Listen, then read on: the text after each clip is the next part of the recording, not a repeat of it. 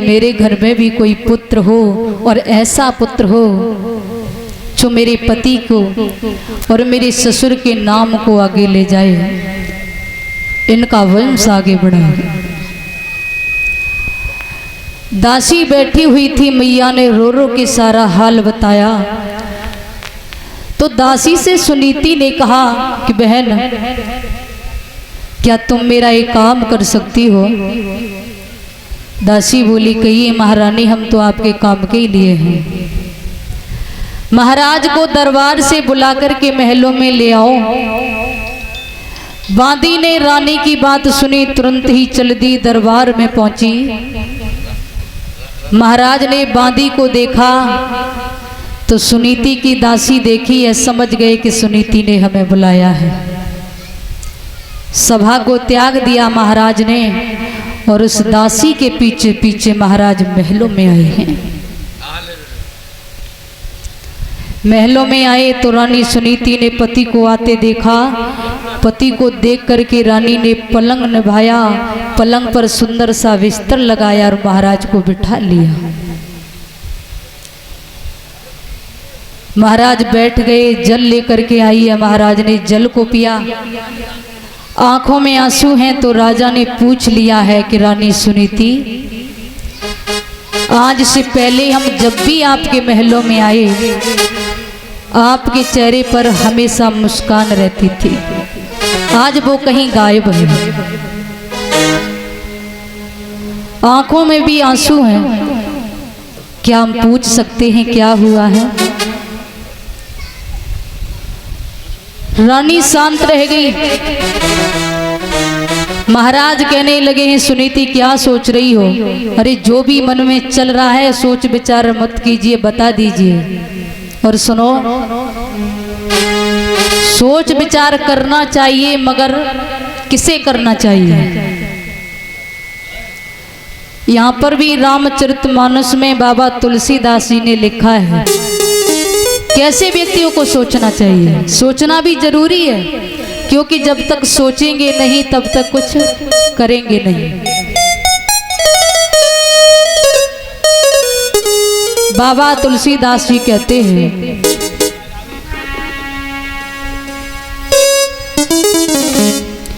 कि सोचई विप्र जो वेद विहीना,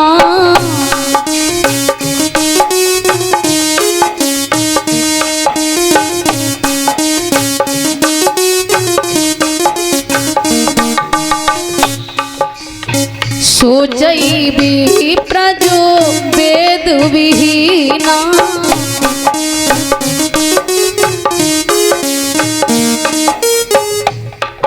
हरु तज निज धर्म विषय लीना।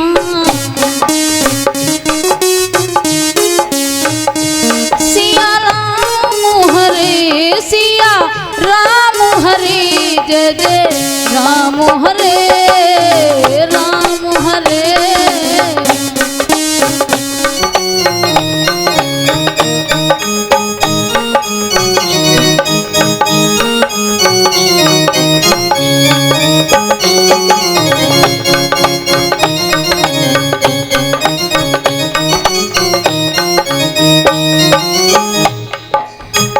सोचई विप्र जो वेद विहीना, तज निज धर्म विषय ले लीना। ऐसे ब्राह्मण को सोचना चाहिए और आवश्यक है जिसने अपने कर्म को और धर्म को छोड़ दिया हो और विषय में लवलीन हो चुका हो, जिसे वेदों का ज्ञान न हो, ऐसे ब्राह्मण को सोचना चाहिए। सोचना जरूरी है। और दूसरा किसे सोचना चाहिए? कि सोचई नृपति जो नीति न जाना, ओ सोचई नृपति जो नीति न जाना,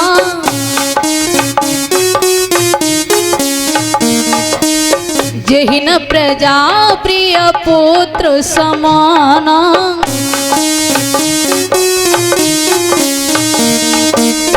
जहिन जिहिन प्रजा प्रिय पुत्र समाना। सिया राम हरे सिया राम हरे जय जय राम हरे राम हरे।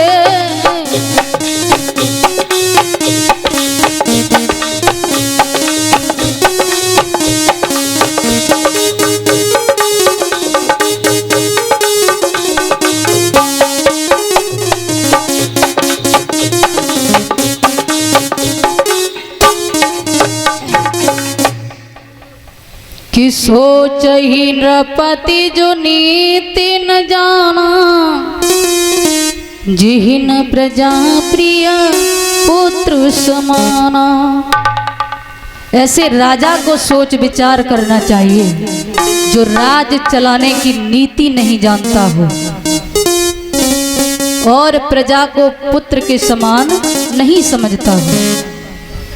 ऐसे ब्राह्मण को सोचना चाहिए जिसे वेदों का ज्ञान ना हो। ऐसे राजा को सोचना चाहिए जिसे राजपाट चलाने का ज्ञान ना हो।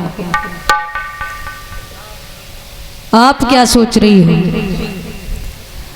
रानी सुनीति से महाराज उत्तानपाद बोले, बताइए। तो रानी रोते रोते बोली, महाराज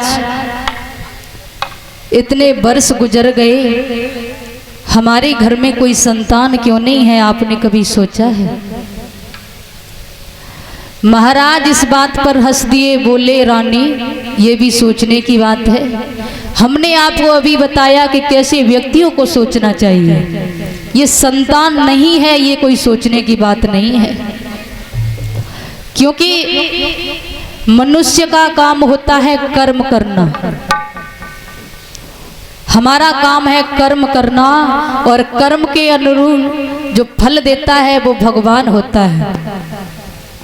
हम कर्म कर रहे हैं, फल देना तो ईश्वर के हाथ में है। इसमें सोचने की क्या बात है? तो रानी सुनीति बोली है, महाराज आपको तो ये भी पता नहीं होगा कि राज्य में, तुम्हारे ही राज्य में लोग तुम्हारे पीछे कितनी बुराइयां करते हैं। महाराज कहने लगे, जिसका नाम होता है वो बदनाम तो होता ही है।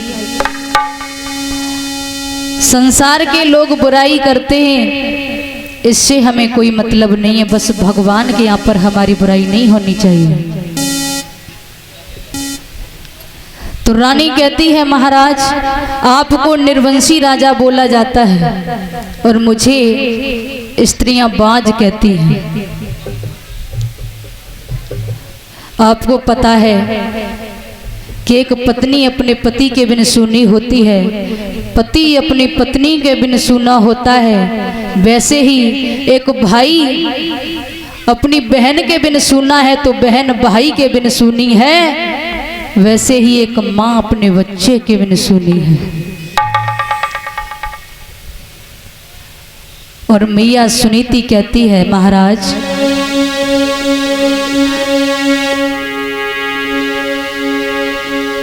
कि नैया सोनी सोनी है और पतवार के बिना जैसे दुल्हन सूनी सूनी है भरतार के बिना।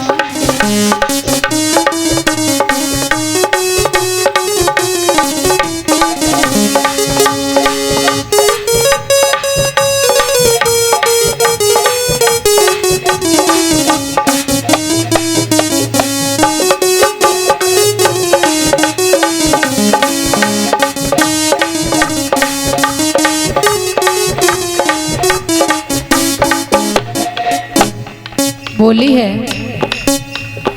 नैया सोनी सोनी है और पतवार के बिना जैसे दुल्हन जैसे कामिनी सूनी सूनी है भरतार के।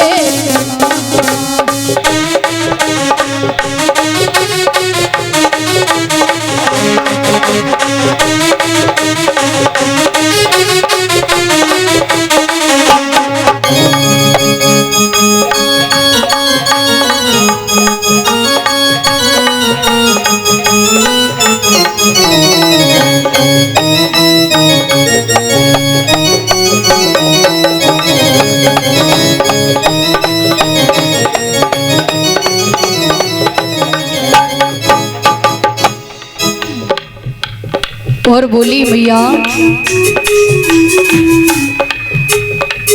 हो जैसे दुल्हन सुनी सुनी है रे भरतार के बिना।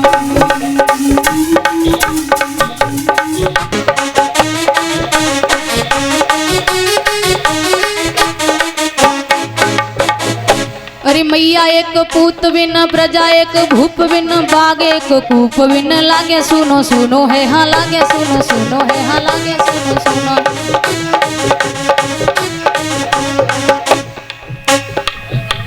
मैया एक पूत बिन प्रजा एक भूप बिन बाग एक कूप बिन लागे सुनो सुनो है हाँ लागे सुनो सुनो है हाँ लागे सुनो सुनो है।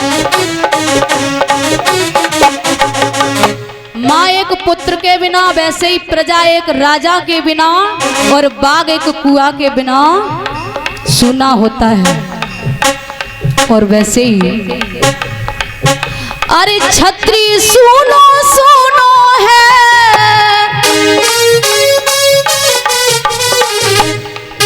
हो छत्री सुनो सुनो है रे तलवार के बिना। वैसे दुल्हन सुनी सुनी है भरतार के बिना।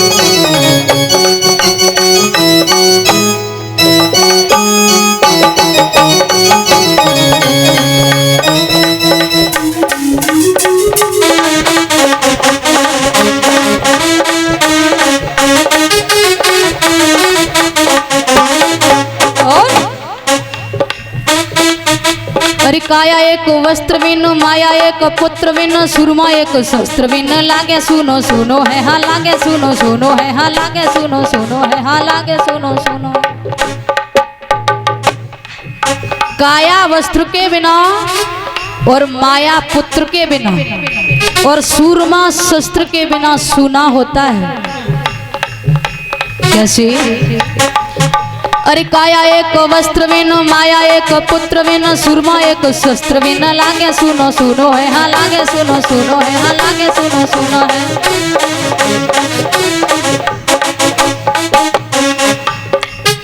और प्राणी किसके बिना सुना होता है? अरे प्राणी सुनो सुनो है, हाँ प्राणी सुनो सुनो है हरि नाम के बिना। जैसे दुल्हन सुनी सुनी है भरतार के बिना।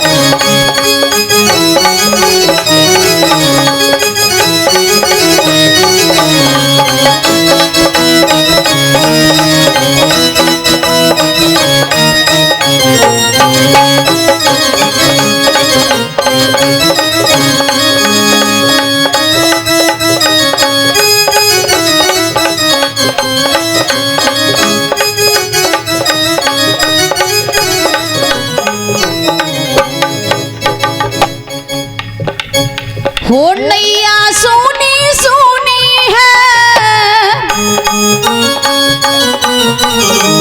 पतवार के बिना। वैसे ही दुल्हन सुनी सुनी है भरतार के बिना।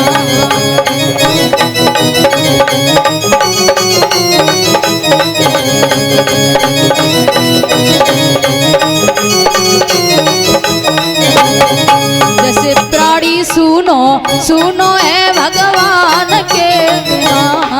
जैसे प्राणी सुनो सुनो हरे हरि नाम के बिना।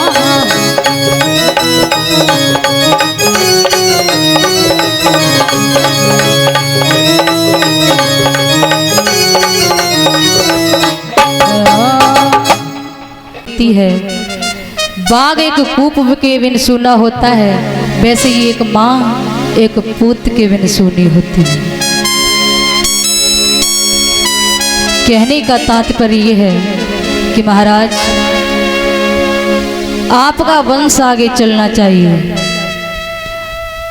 नर नारी आपको निर्वंशी राजा कहते हैं, मुझे बाज कहते हैं, मैं सहन कर सकती हूँ, मगर आपका कोई अपमान करे, आप जब घर से बाहर जाओ तो आपको देख कर के लोग अपना मुंह फेर कर खड़े हो जाएं, यह आपका अपमान होता है, मुझसे सहन नहीं होता। संतान मेरे नहीं हो सकती, लेकिन आपका वंश तो आगे बढ़ सकता है। महाराज कहते हैं, रानी कहना क्या चाहती हो? तो महारानी सुनीति कहने लगी, महाराज मैं चाहती हूं कि आप अपना दूसरा विवाह कर लीजिए। राजा कहने लगे हैं महारानी सुनीति से कि हे देवी, दूसरा विवाह तो मैं सोच भी नहीं सकती। ऐसा नहीं है कि तुम्हारी कोई संतान नहीं है तो हम दूसरी शादी कर लें। भगवान को अगर पुत्र ही देना हो, संतान ही देनी हो, तो वो तो आपके भी हो सकती है। और ये आप कैसे कह सकती हो कि मैं दूसरा विवाह कर लूं और मेरा वंश आगे बढ़ेगा? अगर तब भी वंश आगे नहीं बढ़ा तो क्या आप मेरी तीसरी शादी कराओगे? महाराज कहते हैं, रानी तुम धन्य हो, तुमने ये कहा कि महाराज दूसरी शादी कर लो, मगर हम भी आपको कुछ बताना चाहते हैं। आप जब तक हो हम दूसरा विवाह नहीं कर सकते, क्योंकि हम नहीं चाहते कि तुम्हारे लिए हम इस घर में एक सौतन लेकर के आए। रानी सुनीति की बहुत अच्छी आदत थी, बहुत अच्छे विचार थे, उसके अंदर कोई द्वेष भावना नहीं थी। अगर ऐसा होता तो वो दूसरी शादी के लिए कभी नहीं बोलती, क्योंकि कोई भी पत्नी क्यों न हो, वो कभी भी ये नहीं चाहेगी कि उसके पति का दूसरा विवाह हो जाए, उसका पति उसके जीवित रहते हुए दूसरी शादी कर ले। लेकिन रानी सुनीति ने ये बात कही। महाराज समझाते हैं कि हे प्रिय, हम दूसरा विवाह नहीं कर सकते, हमें क्षमा कीजिए। तो रानी रोने लगी महाराज के सामने और हाथ जोड़ कर बोली है, महाराज पहली बार जीवन में आपसे कुछ मांग रही हूँ, अगर आप इनकार कर दोगे तो मुझे अच्छा नहीं लगेगा। महाराज कहने लगे, मांगना है तो बहुत कुछ है मांगने के लिए। आपने मांगा तो अपने लिए कुछ नहीं मांगा, आपने मेरे लिए पत्नी मांगी। कुछ मांगना ही है तो कोई अच्छी सी वस्तु मांगो जो तुम्हारे लिए हो, और आप जो मांगना चाहती हो ये नहीं हो सकता, हम दूसरा विवाह नहीं कर सकते। रानी बोली, महाराज आपको ऐसा लगता है कि सौतन घर में आएगी और मुझसे कलेश करेगी, मुझसे झगड़ा करेगी, तो मैं आपको बताती हूँ, मैं उससे कभी भी लड़ूंगी नहीं, कभी भी झगड़ूंगी नहीं। मैं उसे अपनी छोटी बहन जैसा प्यार दूंगी, मैं उसे कभी अपनी सौतन बना के नहीं रखूंगी। बस आप विवाह कर लो। महाराज कहते हैं, रानी ऐसा आप करोगी, क्या पता है दूसरी पत्नी आएगी, वो आपसे जलन करे और आपका जीना हराम कर दे। किसी ने कहा है कि सौत चून की बुरी होती है। महाराज कहते हैं, रानी मेरी बात को मानो तो ये हट मत पकड़ो, जो शादी की हट पकड़ रखी है भूल जाओ और जैसे अपना जीवन बिता रही हो वैसे ही बिताओ। कहते हैं महाराज रानी सुनो कि सौती चून की बुरी जहर की छुरी मान ले प्यारी, तो यावत दे निकाली करेगी ख्वारी। सौत चून की बुरी होती है, जहर की छुरी होती है। घर में आएगी तो कलेश होगी और भरोसा नहीं है अगर तुम्हें घर से बाहर निकाल दिया तो। कि देवे कष्ट कलेश मान उपदेश अकले गई मारी, मैं तो ही रहो समझाए मान जा प्यारी।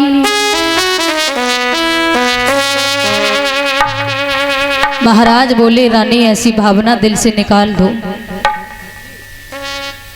रानी बोली महाराज इतने समय के बाद में पहली बार अपना मुंह खोला कि कुछ मांग लो और आप हमें उपदेश देने लग गए।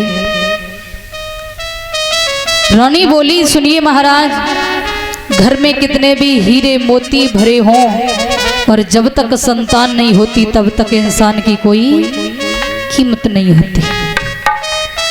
जिसके कोई पुत्र नहीं होता, कोई संतान नहीं होती, ये दुनिया वाले लोग, ये समाज वाले लोग उस व्यक्ति को कमजोर समझते हैं।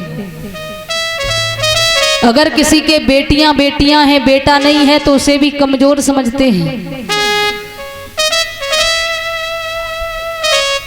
हमारे घर में तो कोई भी नहीं है, न पुत्र है न पुत्री है। बोली महाराज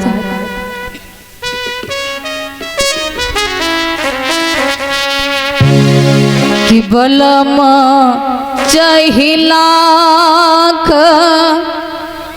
भरे हुए हीरा मोती,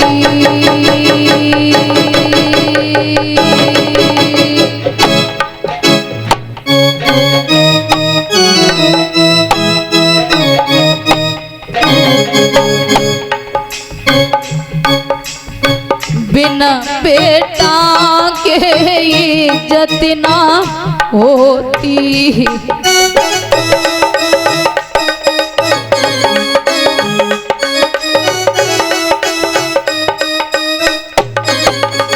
महाराज एक पुत्र के बिना समाज में इज्जत नहीं होती है,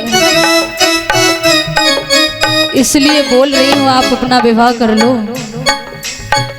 मैं आपके वंश को जन्म नहीं दे पाई, आपके इस वंश को आगे नहीं बढ़ा पाई, लेकिन दूसरी पत्नी से कोई वंशज पैदा होगा।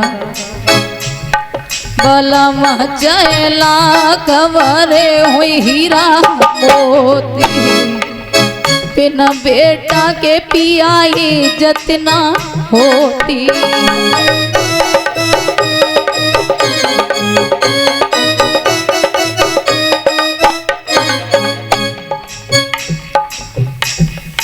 अरे दुखिया अंगना में रोती,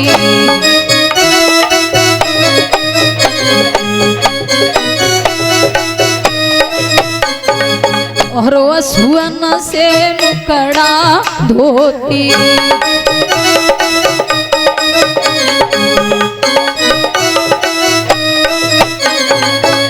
बोली महाराज आप अपनी दूसरी शादी कर लीजिए, चाहे कितने भी हीरे मोती हों, पुत्र नहीं है तो कुछ नहीं है।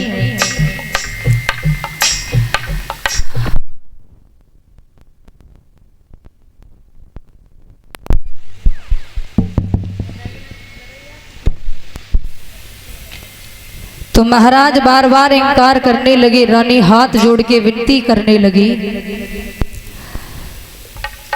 रानी रोती बिलखती रही। महाराज सुनते रहे। रानी को बहुत समझाया लेकिन नहीं मानी, हट पकड़ गई। सुखदेव जी महाराज समझा रहे हैं, हे राजन परीक्षित, समय गुजरने के बाद में महाराज उत्तानपाद को रानी ने एक स्वयंवर में भेजा। महाराज एक स्वयंवर में गए और वहां से सुरुचि नाम की कन्या से विवाह किया और लौट करके अवध में आए हैं। महाराज का दूसरा विवाह संपन्न हुआ। रानी सुरुचि को डोले में बिठाया और अपने राज्य के लिए चल दिए। उधर में बड़ी रानी सुनीति बड़ी प्रसन्न है कि आज महाराज मेरी छोटी बहन को लेकर के महलों में आ रहे हैं। तैयारियां कर ली, सभी को बुला लिया। सखियां आकर के जुर्मिल करके ढोल बजाने लगी। आरती का थाल तैयार हुआ। सुरुचि के सम्मान की तैयारियां चल रही हैं। उधर में द्वारे पर डोला आया। दासी ने आकर के बताया कि महाराज अपनी पत्नी सहित द्वारे पर आ चुके हैं। रानी सुनीति बड़ी प्रसन्न हुई और बड़ी खुशी मनाई है कि विवाह कर अवध में आए, खुशी सब ने मनाई है।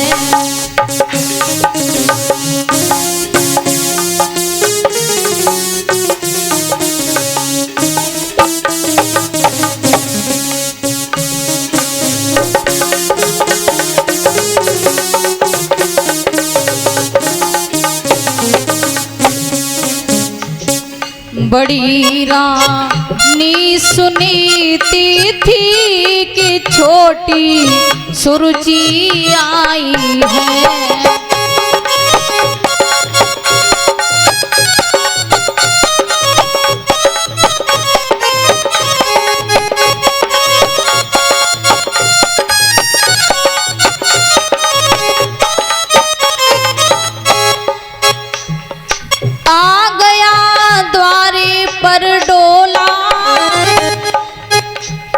खबर रानी ने सुन पाई,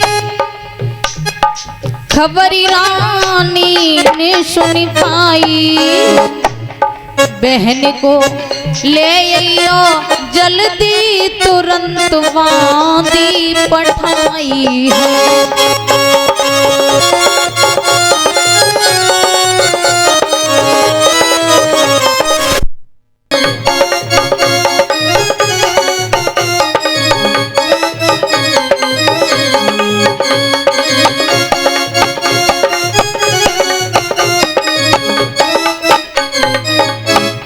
विवाह कर अवध में आए, खुशी सब ने मनाई है।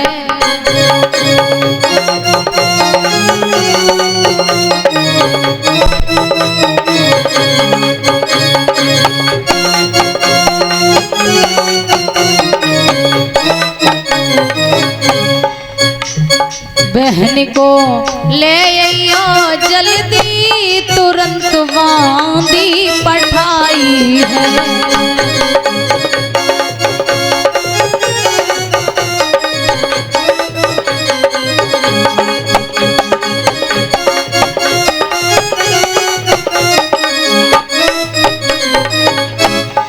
रानी सुनीति ने जैसे ही अपनी सुरजी बहन का आगमन सुना कि महाराज विवाह करके वापस लौट आए, तो रानी ने दासी को भेजा कि आप सुरजी को डोले से नीचे उतार के लाएं और मैं आरती का थाल लेकर के द्वारे पर खड़ी हूं।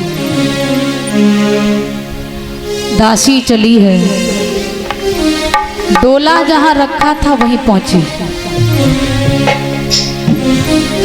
तो डोले में अंदर रानी सुरुचि बैठी हुई थी। दासी ने धीरे से कहा कि हे महारानी, आप इस डोले से नीचे उतरिए, आपको महलों में चलना है, आपका गृह प्रवेश होगा। आपके स्वागत में बड़ी रानी महारानी सुनीति खड़ी हुई है। सुरुचि ने सोचा बड़ी रानी सुनीति हो सकता है महाराज की माँ हो, फिर भी मन नहीं माना और दासी को अपने पास बुलाया और पूछने लगी, ये बताओ अभी आपने सुनीति नाम लिया, ये सुनीति कौन है? दासी ने बताया कि महाराज की बड़ी पत्नी है। लेकिन आप चिंता न कीजिए, महारानी सुनीति बहुत अच्छी है। जैसे ही सौत का नाम सुना कि इस घर में सौतन है, महाराज की दूसरी शादी हमारे साथ हुई है, महाराज की पहली शादी हो चुकी थी, तो रानी सुरुचि आज आग बबूला हो गई, क्रोध आ गया। दासी से कहा एक काम और कर दो, महाराज को मेरे पास बुला दो। दासी ने महाराज को उनके पास बुलाया। महाराज समझ गए कि कुछ न कुछ बवाल अवश्य है। पूछा कहिए कैसे बुलाया? तो रानी सुरुचि कहती है महाराज एक बात बताइए, आपकी पहले वाली पत्नी आपके घर में है, तो आपने हमसे विवाह क्यों किया? महाराज आपको एक बात बता दूं, जिस घर में सौत रहती हो उस घर में ये सुरुचि कभी नहीं जाएगी। महाराज उत्तान पाद से सुरुचि बोली है, सुनिए। कि जब एक तुम्हारी रानी थी तो मोई व्यर्थ में लाए हो,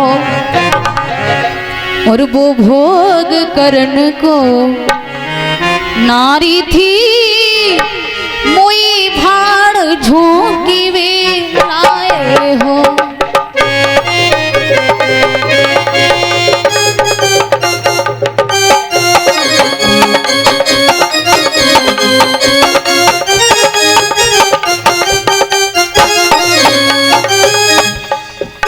जब एक तुम्हारे रानी थी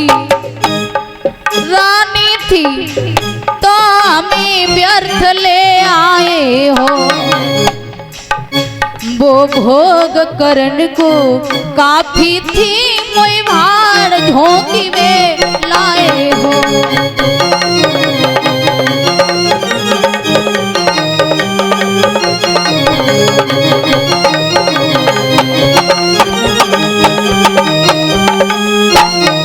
महाराज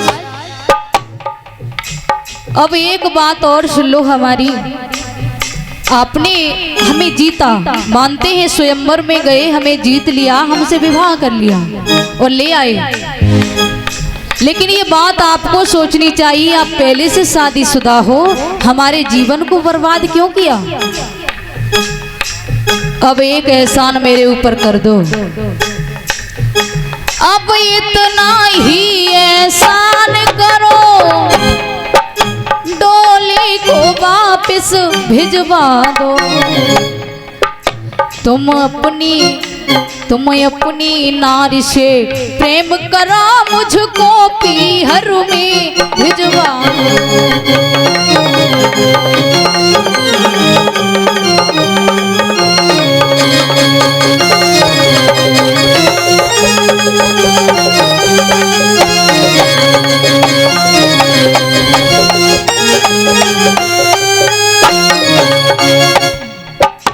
तुम अपनी नारी से प्रेम करो, मुझको पीहर में भिजवा दो।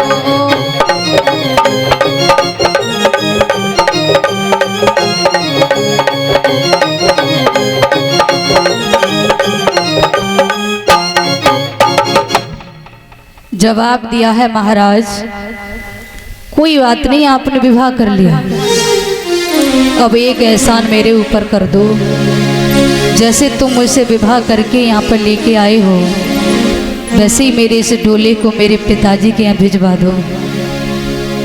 मैं आपके उस घर में नहीं जाऊंगी जिस घर में आपकी पत्नी रहती हो। महाराज और रानी का वार्तालाप हो रहा था, तब तक दासी ने रानी सुनीति को जाकर बताया। रानी सुनीति ने जब सुना कि सुरुचि और महाराज दोनों बाहर खड़े हैं, सुरुचि अंदर आने को तैयार नहीं है, तो देखिए उस माँ को आज वो मैया स्वयं चलकर डोला के पास आई। रानी सुरची से हाथ जोड़ के निवेदन करके बोली है, बहन सुरची, महाराज की कोई गलती नहीं है, सारा दोष तो मेरा है। आज मेरे गर्भ से अगर कोई संतान पैदा हो जाती तो बहन तुम्हारी जिंदगी बर्बाद महाराज नहीं करते। मेरे ही कोख में पत्थर पड़ गए जो एक पुत्र को जन्म नहीं दे पाई, इसलिए महाराज का विवाह मैंने कराया। आप ये चाहती हो ना कि इस घर में मैं रहती हूं तो आप नहीं रहोगी। आप अगर कहो तो मैं घर को त्याग दूंगी, मगर बहना इस तरह से घर की बधू द्वारे पर खड़ी रहे अच्छा नहीं लगता। आपको जो सजा देनी है मुझे दे दो, लेकिन महलों में चलो। रानी सुरची बोली, वाह, अभी तक मैंने यही सुना था कि मेरी सौतन है, अब एक बात और सुन ली कि वो बांझ है। तुमने सोच कैसे लिया कि मैं तुम्हारे घर में आऊंगी और तुम्हारे पति की संतान को जन्म दूंगी? पहली बात तो ये है कि मैं इस घर में आना नहीं चाहती। दूसरी बात यह है कि क्या पता तुम तो पहले से बांझ हो और मेरे संतान के ऊपर तुम्हारे अगर छाया भी पड़ गई, तुम बांझ हो सकता है कि मेरे बच्चे का तुमने गला भी घोंट दिया। मुझे विश्वास नहीं होता, बांझ औरत का कोई भरोसा नहीं होता, दूसरे के बच्चों को मार दे। सुनीति सुनती रही, कहने लगी, ठीक है, मैं महलों को छोड़ने को तैयार हूं, तुम्हारे बच्चों को भी मैं नहीं खिलाऊंगी, अब तो अंदर चलो। रानी सुनीति ने अंत में महारानी सुरची के पैरों को पकड़ लिया। इतनी झुक गई, पैरों के बल आ गई, लेकिन सुरची का हृदय फिर भी पिघला नहीं। सुरची ने ऐसी लात झटकी कि सुनीति दूर जाके गिर पड़ी।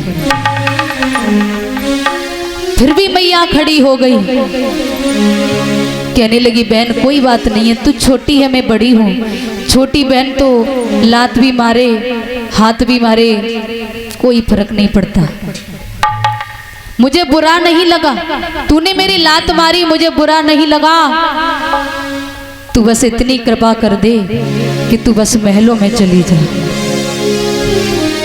और वो सुनीति मैया सुरची से कहती है, बहन सुन,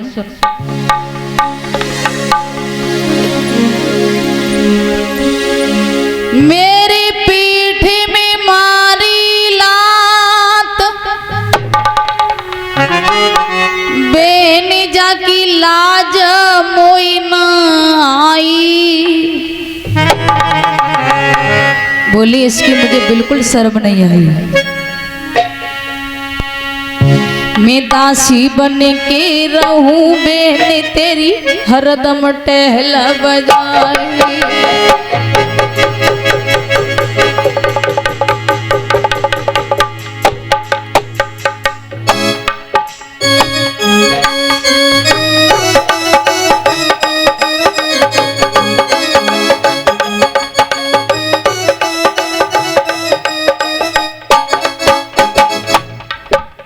तुमने मेरी लात मारी, मुझसे कटु वचन बोले, मुझे बुरा नहीं लगा, तुम्हारी दासी बनके अपने जीवन को व्यतीत कर लूंगी।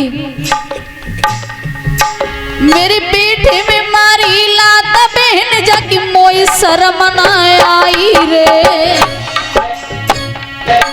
तेरी दासी बनके रहूं बहन तेरी हरदम टहल बजाऊंगी।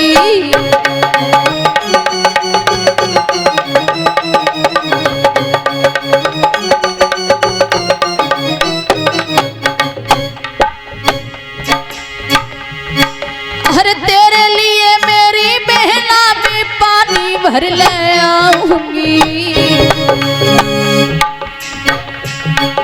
अरे जब तू सोवे पलंगा पे मैं तेरे चरण दबाऊंगी।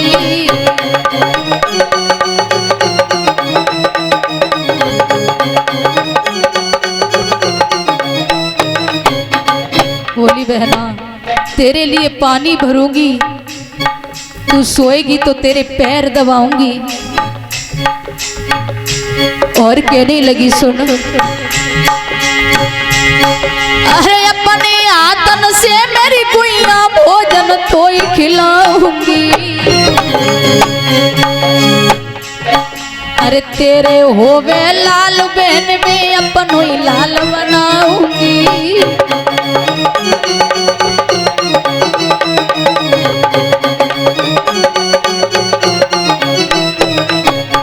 तेरे होवे लाल बहन में अपनी गोद खिलाऊंगी।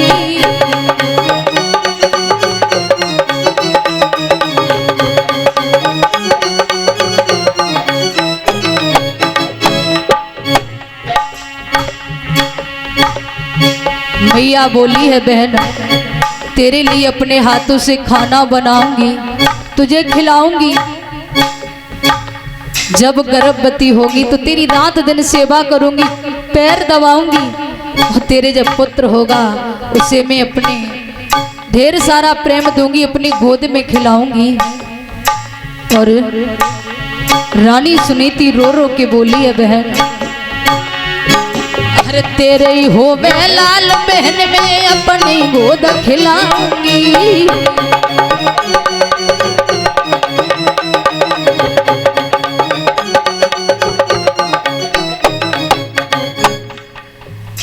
आज इस तरह से रानी सुनीति ने सुरुचि को समझाया, मगर सुरुचि अंदर जाने को तैयार नहीं हुई।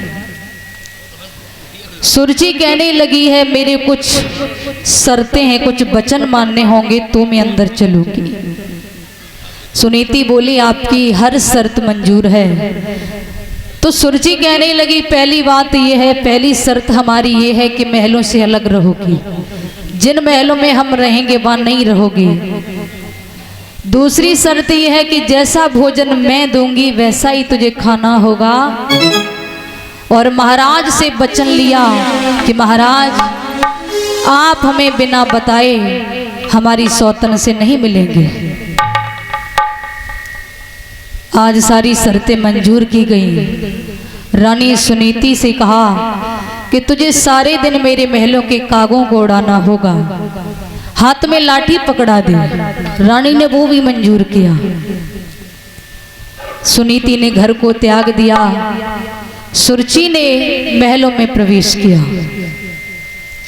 धीरे धीरे समय गुजरने लगा। सारे दिन तो मैया महलों के कागों को उड़ाती है और शाम को जौ की रोटी नमक से सुरुचि द्वारा भिजवाई जाती है, तो वही खाकर जमीन पर सो जाती है।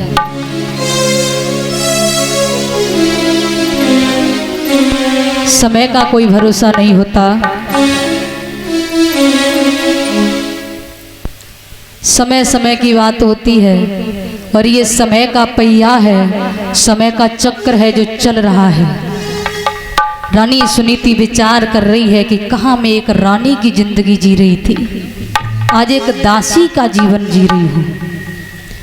सारे दिन महल के काग को उड़ाना, शाम को जौ की रोटी नमक से खाना, फिर जमीन पर सो जाना, ये किसी दासी से कम नहीं है। रानी के मन में एक दिन विचार आया कि 6 महीने गुजरने को जा रहे हैं, मगर 6 महीनों में न तो मैंने महाराज के दर्शन किए और न ही एक पल सुखी का व्यतीत किया, सुख देखा ही नहीं। मेरा जीवन तो मुझे लगता है कि व्यर्थ है। अगर मैं यहाँ हूँ तो किसके लिए हूँ? एक पतिव्रता स्त्री के लिए 6 महीने तक पति के दर्शन न करना बहुत बड़ी बात होती है। मेरे तो कोई संतान भी नहीं है जिसके लिए, जिसके सहारे से अपने जीवन को बिताऊं। रानी ये विचार करके और अपने प्राणों को त्यागने के लिए आज अपने कदम को उठा लेती है। चली है घर से बाहर और सोचती जा रही है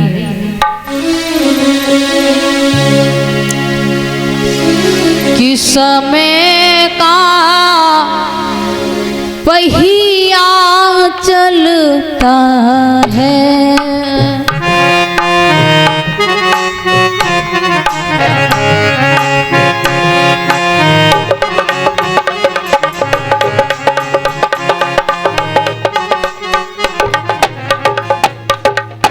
भैया समय समय की बात होती है। ये समय का पहिया होता, ये चलता रहता है, रुकता नहीं है। आज दुख है कल सुख आएगा, आज सुख है तो कल दुख भी आएगा। समय का पहिया चलता है,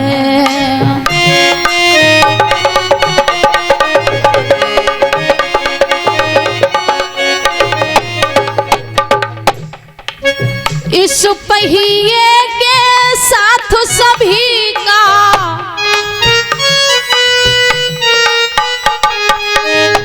अरे भाग्य बदलता है, समय का पहिया चलता है।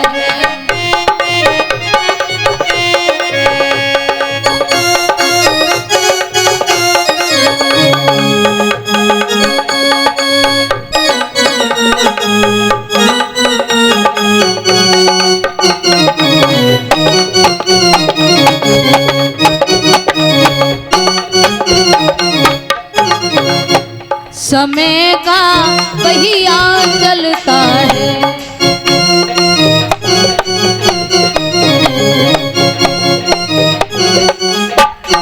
और अरे हरिश्चंद्र भूपाल अवध के महान थे दानी,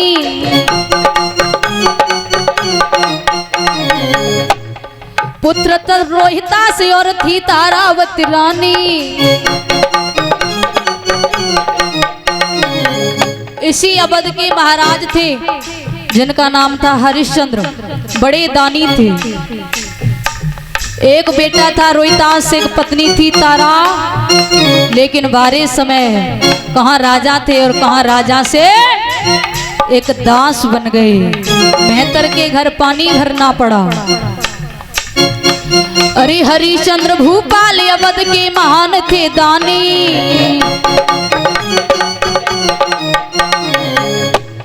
पुत्र था रोहितास और थी तारावती रानी।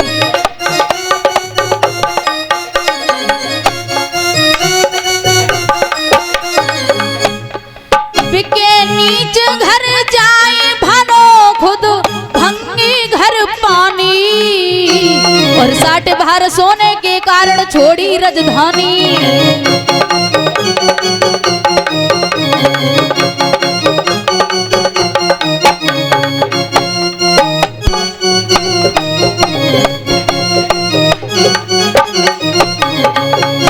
भार सोने के कारण महाराज ने राजधानी को छोड़ दिया वारे समय।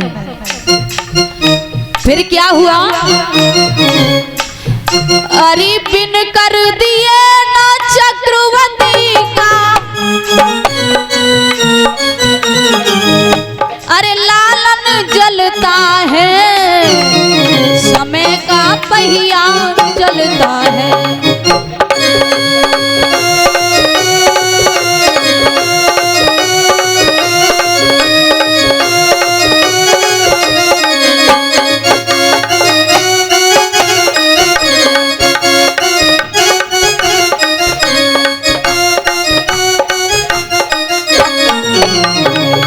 वो समय आ गया कि कर का टका दिए बिना उनके बेटा की लाश को जलाया नहीं जा रहा। कहाँ राजा थे। और दूसरा समय किसका खराब हुआ? अरे हुई घोषणा कल सवेरे राजा होंगे राम, हुई घोषणा कल सवेरे राजा होंगे राम।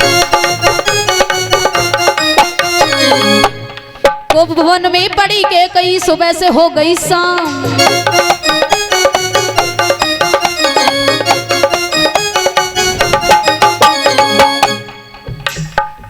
अवध में घोषणा हुई कि महाराज दशरथ नंदन श्री राम कल सवेरे राजपाट पर राज संभालेंगे, राजगद्दी पर बैठेंगे। तब तक कोप भवन में कैकेयी लेट गई और रूठ गई। सुबह से शाम हो गई महाराज को मनाते मनाते, मगर कैकेयी नहीं मानी। अब मानी तो क्या हुआ? अरे नृप दशरथ ने कहा मांग ले, अरे जो चाहो वरदान। और 2 वर मांगे, हाँ 2 वर मांगे, भूप भरत हो बन जाएंगे राम।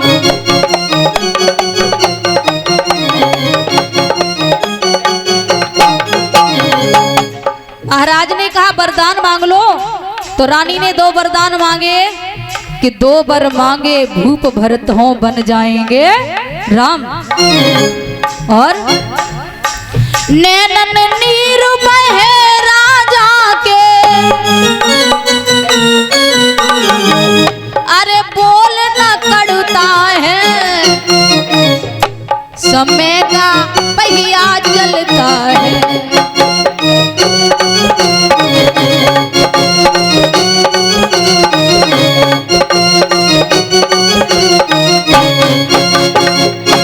समय का पहिया चलता है।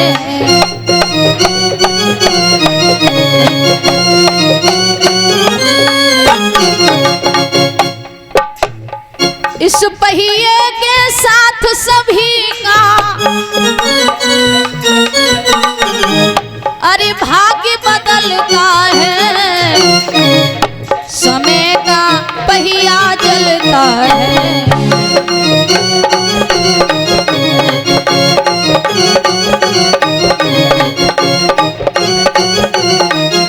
समय का पहिया चलता है। ये समय चक्र है, समय का पहिया है।